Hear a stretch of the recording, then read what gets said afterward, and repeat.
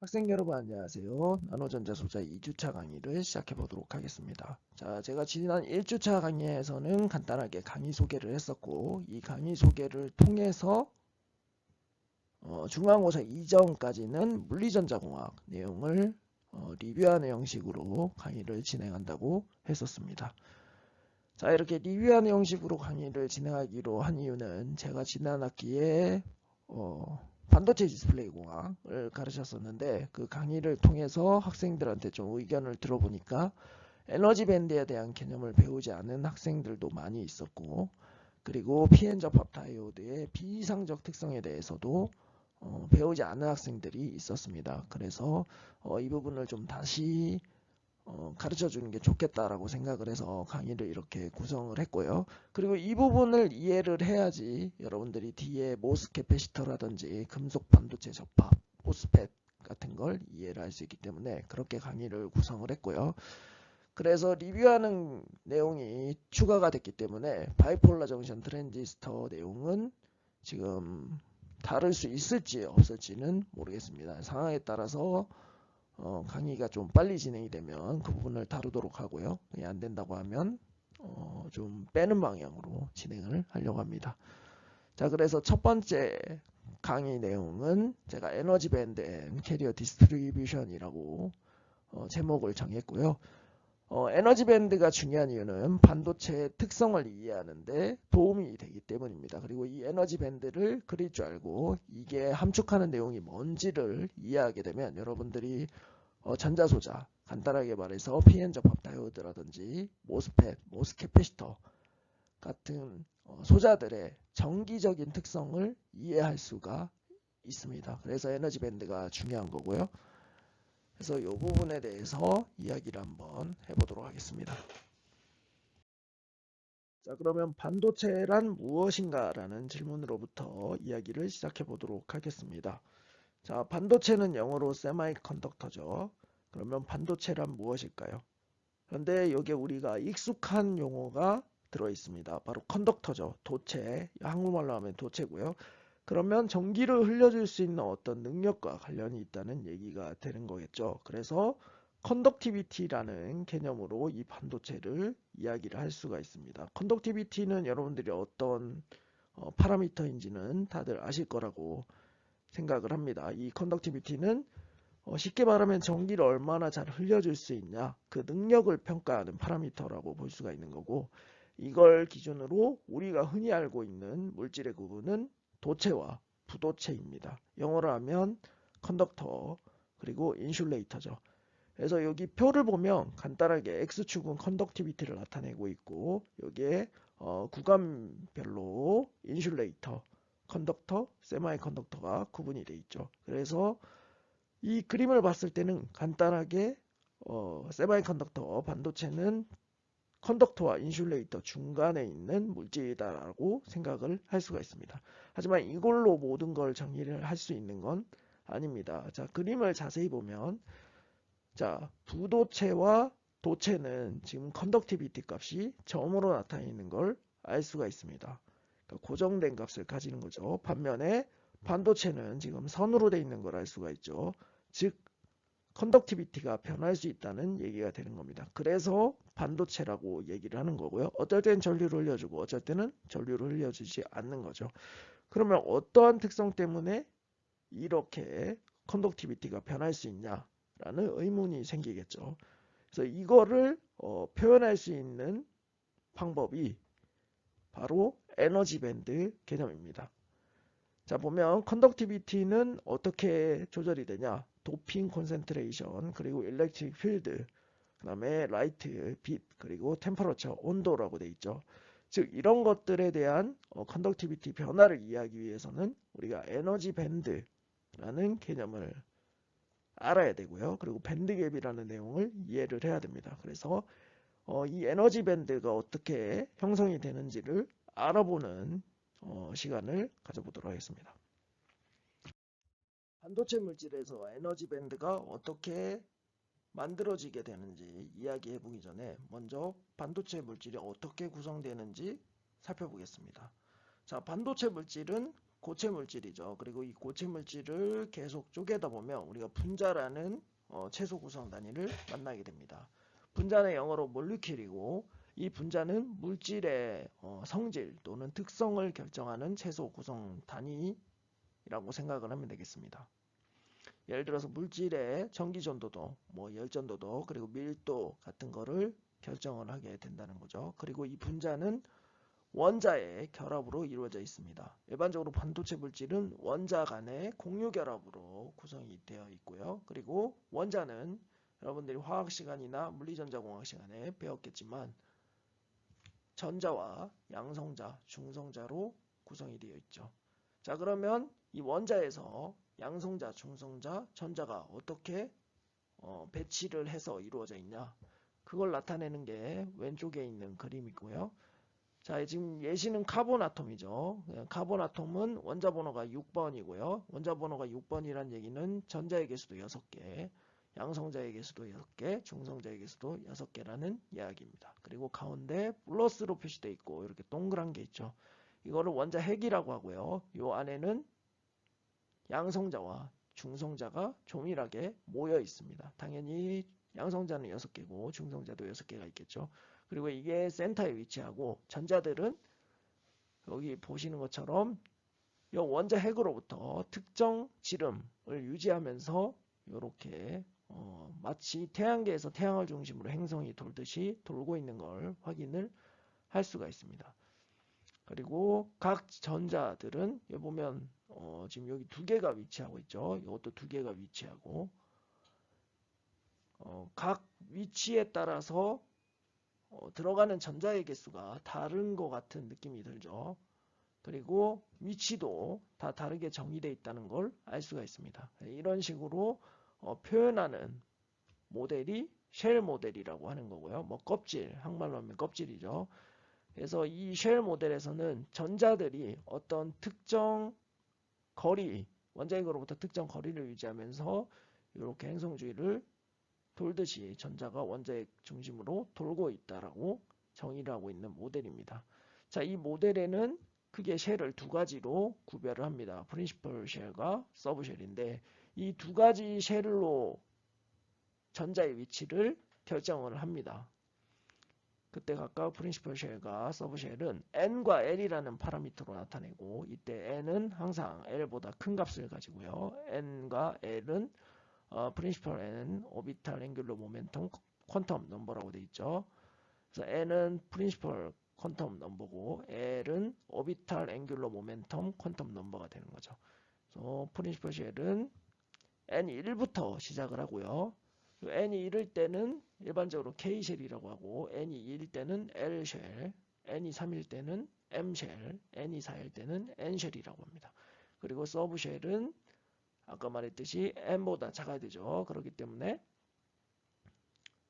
0부터 시작을 하고요. L이 0일 때는 S, L이 1일 때는 P, L이 2일 때는 D, L이 3일 때는 F로 표기를 합니다. 요게 이제 왼쪽에 테이블에서 그 내용을 정리를 해 놓은 거고요. 그리고 각 서브쉘에 들어가는 최대 일렉트론의 개수는 2 곱하기 가로하고 2L 더하기 1로 정해진다는 걸 알 수가 있죠. 예를 들어서 L이 0이다. 그러면 들어갈 수 있는 전자의 개수는 2개고요. L이 1이면 6개죠. 그리고 L이 2이면 10개가 되는 거고요. 그래서 이거를 표로 나타낸 게 여기 있고요. 그리고 N 1, 2, 3, 4를 각각 K, L, M, N으로 했고 그다음에 서브쉘은 L, 0, 1, 2, 3으로 표기하고 영알파벳으로 S, P, D, F로 표기를 했습니다. 그래서 그림상을 잘 다시 살펴보면 자 여기 K쉘이 돼 있죠. 이건 N이 1일 경우를 얘기하는 거고 이 안에는 서브쉘이 S쉘만 존재를 하죠. 그래서 1S라는 쉘만 존재를 하는 거고요. 그 다음 두 번째 N이 2일 때를 L쉘이라고 하고 이 L쉘에는 서브쉘이 S랑 P 2개가 있죠. 그래서 2S, 2P 이렇게 나타나 있는 거고요. 그래서 이 차례대로 전자를 채워주면 됩니다. 6개의 전자를 차례대로 1S에 2개, 2S에 2개, 그리고 2P에는 6개가 들어가지만 지금 2개만 들어가 있죠. 뭐 빈 공간이 6개지만 그 중에 2개만 채워져 있다는 얘기가 되는 거고, 이걸 로테이션으로 표시하면 이렇게 표기를 할 수가 있습니다. 뭐 1S2, 2S2, 2B2라고 돼 있죠. 여기서 숫자 1, 2 표시된 거는 프린시펄 쉘을 나타내는 겁니다. 여기 n 값을 나타내는 거고, 뒤에 S, P라고 돼 있는 건 서브 쉘을 나타내는 겁니다. 이때 L 값으로 나타내면 좋겠지만 이미 프린시펄 쉘을 숫자로 나타냈기 때문에 알파벳으로 SP로 표현하는 거고요. 그래서 1S는 K 쉘의 S 서브 쉘을 이야기를 하는 거고, 2S는 L 쉘의 S 서브 쉘을 이야기를 하는 겁니다. 그리고 위첨자 2는 이제 전자수를 얘기하는 거고요. 그래서 실제로 이 P 서브쉘에는 6개가 들어갈 수 있지만 지금 2개의 전자가 들어가 있는 걸 이렇게 나타낸 거고요. 그래서 이 차례대로 전자를 채워주면 되는 거고, 그리고 또 하나 중요한 개념이 밸런스 일렉트론입니다. 이 밸런스 일렉트론은 가장 바깥쪽에 존재하는 쉘에 위치하는 전자를 얘기하는 거고요. 이 그림상에서 아마 이 EP 쉘에 들어가 있는 이 2개가 되겠죠. 이 밸런스 일렉트론이 중요한 이유는 이 밸런스 일렉트론은 안정한 상태가 아니기 때문에 원자 간에 결합을 할 때 서로 화학적 결합을 합니다. 그러니까 다른 원자에 있는 밸런스 일렉트론과 서로 결합을 하게 되는 거죠. 이렇게 해서 공유 결합이 이루어지고 분자가 만들어지는 겁니다.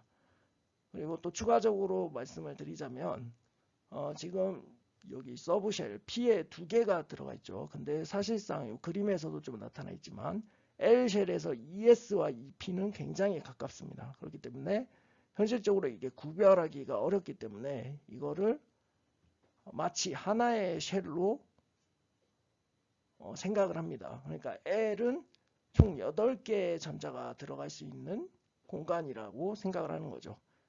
그러니까 서브쉘로 보면 EP에 6개가 들어가야 되는데 지금 2개만 들어가 있는 것처럼 보이죠. 근데 실제로는 이 S와 P 서브쉘이 너무 가깝기 때문에 그냥 8개의 공간이 있고 그 중에 4개의 전자가 들어가 있다라고 생각을 합니다. 그래서 나중에 공유 결합을 할 때는 여기에 P 서브쉘에 들어간 거를 기준으로 이야기를 하지 않고 프린시펄 쉘에 있는 전자 개수 가지고 공유 결합을 이야기를 하게 됩니다. 그래서 이 쉘에 전자가 꽉 차 있다. 그러면 안정한 아톰이 되는 거고, 일반적으로 주기율표에서 가장 오른쪽에 위치하는 물질들을 이야기를 합니다. 원소들이죠. 그래서 이 정도까지만 이해를 하면 좋을 것 같고요. 자, 앞선 슬라이드에서 제가 원자의 구조를 얘기하면서 반도체 물질의 구성을 얘기했습니다. 반도체 물질은 원자 간의 공유 결합으로 이루어져 있다라고 이야기를 했고요. 그리고 최외곽에 있는 전자가 8개가 되도록 공유 결합을 해야 반도체 재료가 된다고 했습니다. 그러면 이 아래쪽에 주기율표가 있는데 이 주기율표상에서 반도체 재료로 활용되는 원자는 어떤 것들인지 알아보도록 하겠습니다. 자, 아래 주기율표상에서 지금 빨갛게 표시된 이 원자들이 반도체 물질로 주로 활용이 되는 거고요. 자, 여기 실리콘 있는 쪽이 14족이죠. 그리고 붕소 있는 쪽, 여기가 13족, 여기가 15족, 16족, 12족입니다. 즉 12족에서 16족 사이에 있는 이 사각형 안에 있는 물질들이 반도체 재료로 주로 활용이 되고, 자, 그리고 반도체 물질을 어떻게 만들어주냐? 최외곽전자가 8개가 되게 만들어주면 된다고 했죠. 자, 여기 12족 같은 경우는 최외곽전자가 2개가 존재를 하고, 그 다음에 13족은 최외곽전자가 3개, 14족은 최외곽전자가 4개, 15족은 최외곽전자가 5개, 16족은 최외곽전자가 6개죠. 그래서 8개를 구성해야 되기 때문에, 자, 실리콘이나 절마늄 같은 경우는 아톰이 존재하면 최외곽에 전자가 4개가 존재를 하겠죠. 그러면 실리콘 아톰이나 절마늄 같은 경우는 이런 식으로 지금 2디멘저널로 그렸을 때는 이렇게 배치가 된다고 생각을 하면 되겠습니다. 그래서 공유 결합을 형성을 해서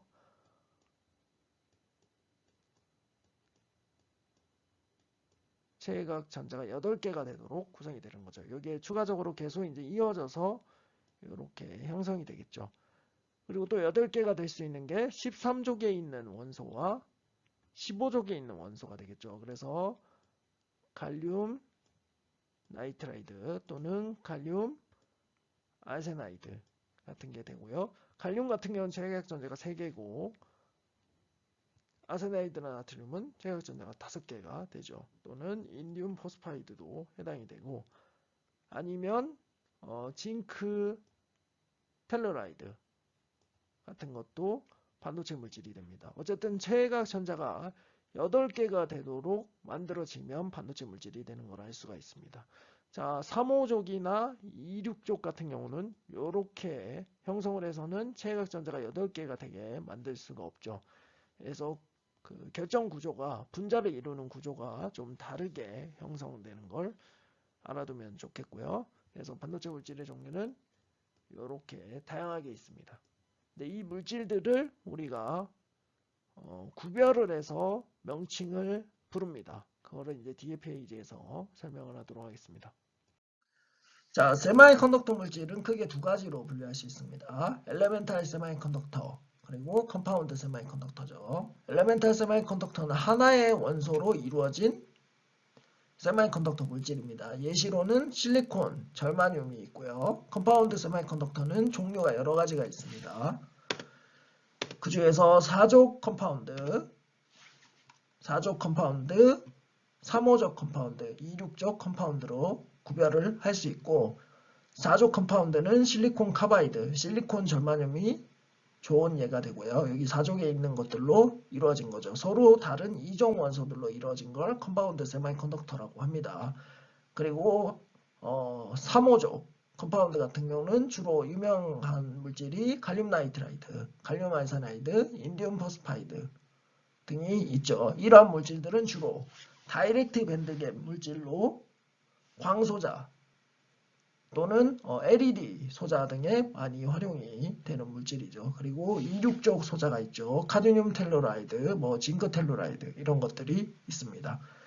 그리고 이런 컴파운드들은 또 엘레멘트 개수에 따라서 또 표기를 다르게 할 수 있습니다. 바이너리는 2개의 엘레멘트로 구성된 거, 그 다음에 테너러리는 3개의 엘레멘트, 쿼터너리는 4개의 엘레멘트로 이루어진 물질들을 얘기를 하는 겁니다. 이런 식으로 3개의 물질로 이루어진 건 알륨, 칼륨, 아세나이드로 이루어진 경우, 인디움, 칼륨, 아세나이드로 이루어진 경우, 그리고 4개의 원소로 이루어진 건 칼륨, 인디움, 아세나이드, 포스포러스로 이루어진 게 되겠죠.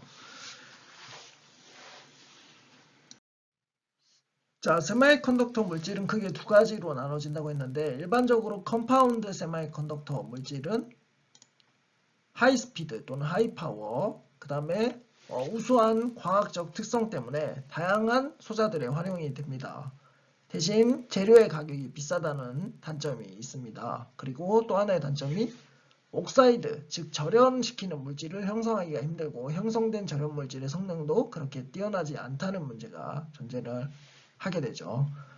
그리고 또 하나의 단점은 Fabrication Process Limitation이라고 되어 있는데 예를 들어서 실리콘 카바이드 같은 물질이나 칼륨 나이트라이드 같은 물질은 열 처리라는 공정을 할 때 좀 더 많은 고온의 열이 필요한 장비가 요구가 되는 단점이 있고요. 그리고 웨이퍼라고 하죠. 웨이퍼가 뭔지는 아시죠?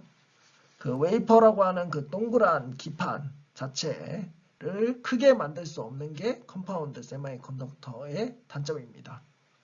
그래서 경제적인 측면에서 좀 취약한 문제를 가지고 있죠. 하지만 성능들이 이렇게 뛰어나기 때문에 특수한 경우에 많이 활용이 되고 있습니다. 이에 반해서 엘레멘탈 세마이컨덕터는 2가지 종류인데 절마늄과 실리콘이 있죠.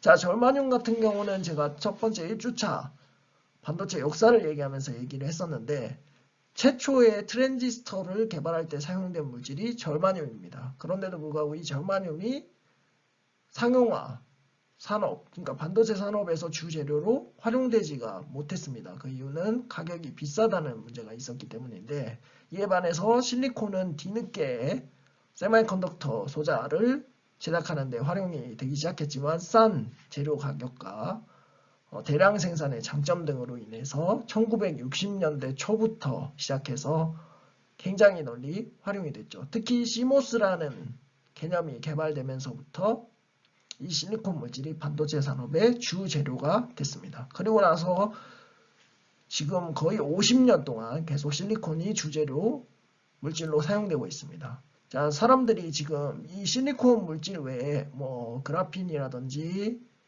다른 갈륨 알사나이드, 갈륨 나이트라이드, 실리콘 카바이드 등을 이용해서 소자를 제작하고 있지만 이런 것들이 어떤 전체 시장을 차지하지 못하고 있죠. 그 이유는 이것 때문입니다. 자, 첫 번째, 실리콘은 지구상에서 가장 많이 매장되어 있는 물질입니다. 자, 실리콘은 쉽게 말해서 규소, 모래 성분으로부터 추출을 할 수 있기 때문에 우리 주변에 널리 퍼져 있고 재료 가격이 굉장히 싸죠. 그래서 경제적인 측면이 뛰어나다는 거. 자, 두 번째, 그리고 실리콘은 쉽게 절연 물질을 만들 수 있고 이 절연 물질이 특성이 굉장히 우수한 장점을 가지고 있습니다.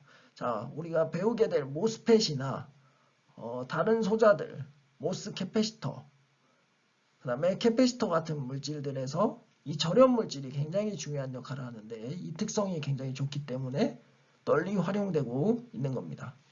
자, 그리고 세 번째. 자, 절마늄보다 실리콘이 열적으로 굉장히 우수한 특성을 가집니다. 그거는 밴드갭이 절마늄보다 크기 때문인데요. 그래서 이 실리콘 물질이 이러한 세 가지 장점들로 인해서 반도체 산업에서 널리 활용되고 있는 상태고 사실 지금 뭐 플렉서블 디바이스라든지 여러 가지 소자들을 개발하기 위해서 그라핀이라든지 다양한 물질이 활용이 되고 있지만 경제적인 측면에서 이거를 극복하지 못하고 있기 때문에 지금 상용 물질로 대체가 되지 못하고 있는 거죠. 그래서 반도체 회사에서 가장 중요하게 포커스를 맞추고 있는 물질은 실리콘 기반의 반도체 소자라고 생각하시면 되겠습니다. 앞선 슬라이드에서 이야기했던 엘레멘탈 세미컨덕터와 컴파운드 세미컨덕터의 크리스탈 레티스 결정 격자 구조에 대해서 이야기를 해보겠습니다. 자, 제가 앞에서 간단하게 원소 주기율표를 가지고 이야기를 할 때 간단하게 제가 그 공유 결합을 그릴 때 실리콘이나 절마늄은 이렇게 전자를 공유 결합을 한다고 이야기를 했습니다.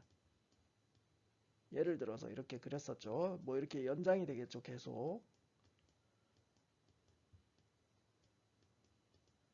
뭐 이런 식으로 연장이 될 텐데, 자, 그냥 단순하게 2디멘전로 그렸을 때 제가 이렇게 격자 구조로 균일하게 배치되는 것처럼 표현을 했습니다. 하지만 실제로는 이게 3D로 살펴보면 격자가 큐빅 형태가 계속 반복되는 것처럼 되어 있지는 않습니다. 여기 보면 엘레멘탈 세미컨덕터 같은 경우는 다이아몬드 레티스라고 하는 결정 격자 구조를 가지고요. 그 다음에 갈륨 알사나이드, 갈륨 나이트라이드 같은 3호조 컴파운드 같은 경우는 징크 블렌더 레티스를 구성을 하고 있습니다. 그래서 실제로 3디멘전을 봤을 때 이렇게 큐빅 형태로 일정한 거리를 두고 이렇게 차곡차곡 쌓여있는 구조가 아니다라는 걸 기억을 하시면 되겠고, 이렇게 되는 이유는 제가 뒤에 슬라이드에서 오비탈 관련해서 이야기하면서 좀 추가적으로 설명을 하도록 하겠습니다. 그리고 여기서 눈여겨봐야 될 부분은 A라는 파라미터고요. 이거는 격자 아톰 사이의 거리를 이야기하는 겁니다. 실리콘 같은 경우는 5.43 옹스트롱이고요. 그 다음에 갈륨 알사나이드 같은 경우는 5.65 옹스트롱이 됩니다. 요 길이가 5.65 옹스트롱이 된다는 얘기죠. 그리고 여기에 지금 표현된 요 큐빅 형태는 유니셀을 얘기하는 겁니다. 유니셀은 유일한 셀을 얘기하는 거고, 이 셀들이 반복되면서 실리콘 물질을 구성을 한다든지 갈륨 알사나이드 물질을 구성한다는 겁니다. 그래서 기본적으로 물질을 구성할 때 이게 기본적인 결정 구성 단위다라고 생각을 하면 되겠습니다.